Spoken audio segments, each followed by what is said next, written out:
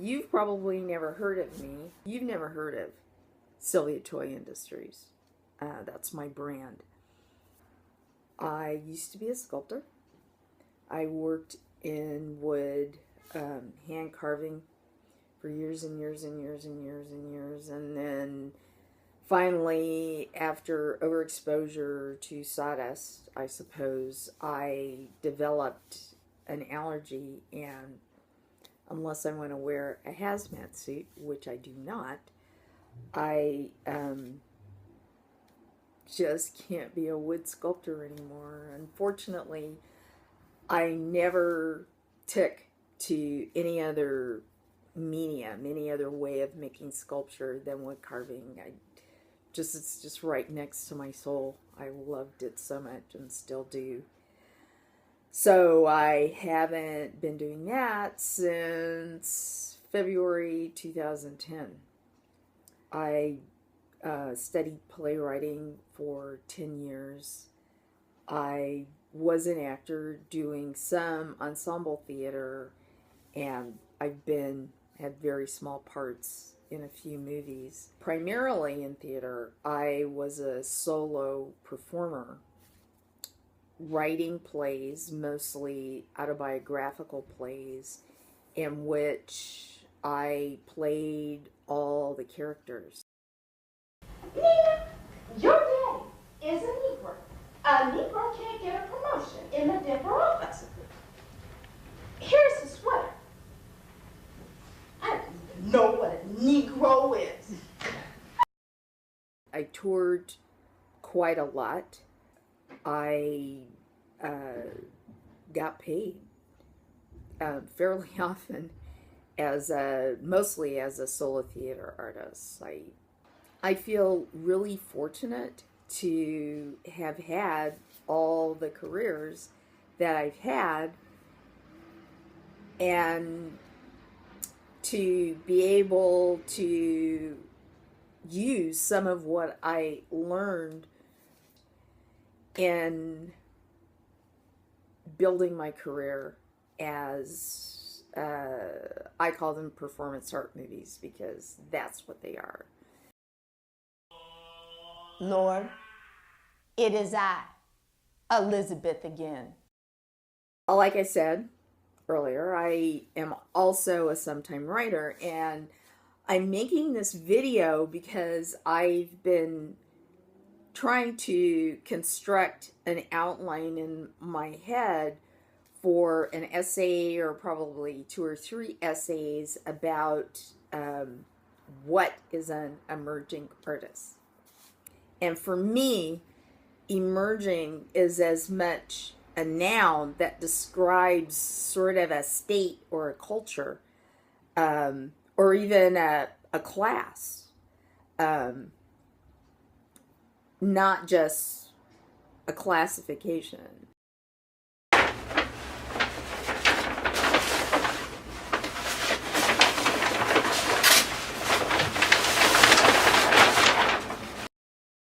But I'm getting into shows, and I'm actually selling a few videos per month on Amazon, I'm hoping. And once again, I'm just wondering, what is this label, this caste, this classification that I've been under for so long in so many different mediums? What is emerging artist?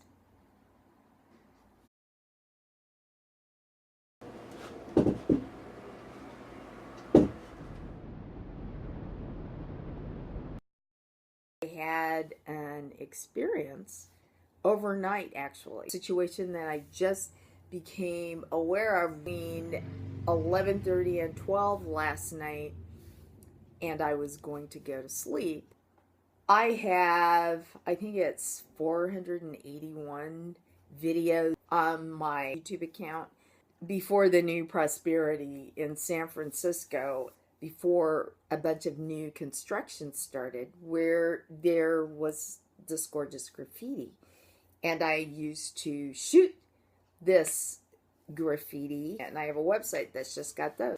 I've been offered a YouTube partnership on those videos, and I have never accepted because I made those videos of other people's artwork. I do not have a right to monetize those videos. I have probably over 500 videos that are free to watch. And then I have these few that are on demand on Amazon and Vimeo. Most of my videos that are free to watch online are these workshopping videos, and I put my whole heart and soul into it. There are people, I mean, it's not like I'm viral or anything, but there are people who like to watch these performance art videos. And those on YouTube are monetized. I upload them and I do what's called monetizing, which means that YouTube can put ads on them. And I think that's fair. We live in a society where if you're a reasonable person and you're not, everything that you're uploading isn't psychopathic and you're not stealing from other artists all the time, that you can pretty much do what you want. You can even do performance art videos. I'm not going to hurt myself. I'm not going to hurt anybody else. I haven't made any threats. Somebody please? Somebody told me that they put suicides and people who were violent in this room. Really? Did I try to commit suicide? The only place where people can legally download my videos is on Amazon, and that's because they're either renting them for a temporary period of time or they're buying them on Amazon. What do I find? But the first thing that I found, I mean, I think all my videos were that they had put all my videos on their site. I'm just this like little person, and I never told anybody that they could download my my videos on YouTube and then make them available for download without even notifying me, without even, you know, like sneezing at me and say, hey, just so you know, we're doing this. I mean, I probably would have said no anyway, but I wasn't even asked to even make a choice. I went to their copyright issues page and I started pasting in the link to all the videos on their site. And this was not a YouTube link. This was their link. And I had to paste it into this form. And so I'm doing this over and over and over again. And every time I hit submit, I get this automatic response. And so eventually, in the middle of the night, but then I get this response, a direct direct to me response in my email saying, please be patient, we are removing all your videos. Next morning, I wanted to make sure that YouTube knew. I mean, I'm assuming that they must have some sort of relationship. I don't know exactly how this fits into what is an emerging artist, except that if I had an agent or an art dealer even, or a manager,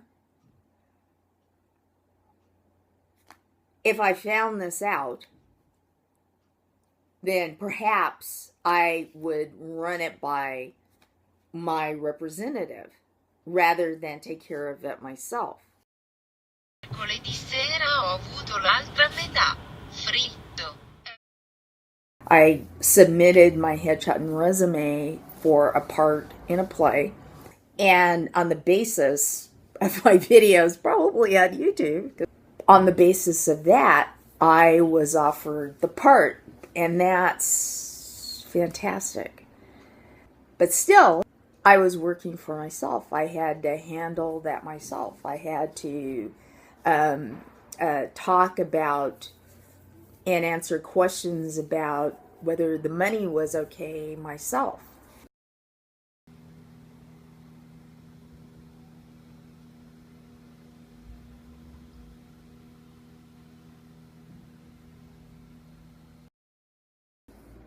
I also got a rejection letter from a film festival. Ah, that's big news. I almost only get rejections from film festivals, which is fine. This is a film festival. You know, I would like to get in it once before I die. So this rejection letter is from a festival that is run by people who are independent filmmakers working on a shoestring, just like me and most of my friends who are filmmakers and video artists. I have been an arts administrator myself, where I was doing the fundraising and a lot of the funding myself of producing other people's work. There is a difference between film festivals that are run by filmmakers and film festivals that are run by film lovers. There's a different psychology. Non-filmmaker run festivals of people who are passionate fans. From one of those, film festival that's run by fans, mostly by fans, you're probably not going to get a rejection letter like the one that I got this morning, where they talk about the very important fact of a film needing to be the right length to match the needs of the festival itself. As a theater arts admin, I often was curating original plays, always short plays, almost always short plays, by individuals, and programming those.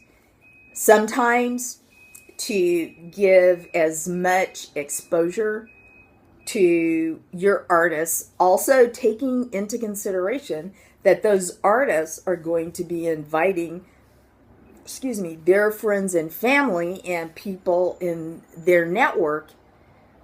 You have to think about a program not being overbalanced by one artist who's got a particular voice, who's working in a particular genre, over 5 to 10 other artists who are going to be presenting on the same night in other genres, other interests, with whole other sets of audience that they're bringing in. And that is one of the reasons that, especially in small theater showcases, you get 10 minutes, you get 15 minutes, you get 20 minutes. If you have five performers and you only have 1 hour, then none of those performers can go over 12 minutes if you're going to fit everybody in. And so on and so on and so on. And I've even been in fundraising type showcases as a solo performer myself, where you had about 5 minutes, and that's from your entry until your exit. All of that, and delivering your performance, all of that had to be done in the space of 5 minutes. And they had people ushering in and ushering out, ushering in and ushering out. So what that means is that as an emerging artist, you spend a lot of time waiting online. That's a lot of what it means to be an emerging artist.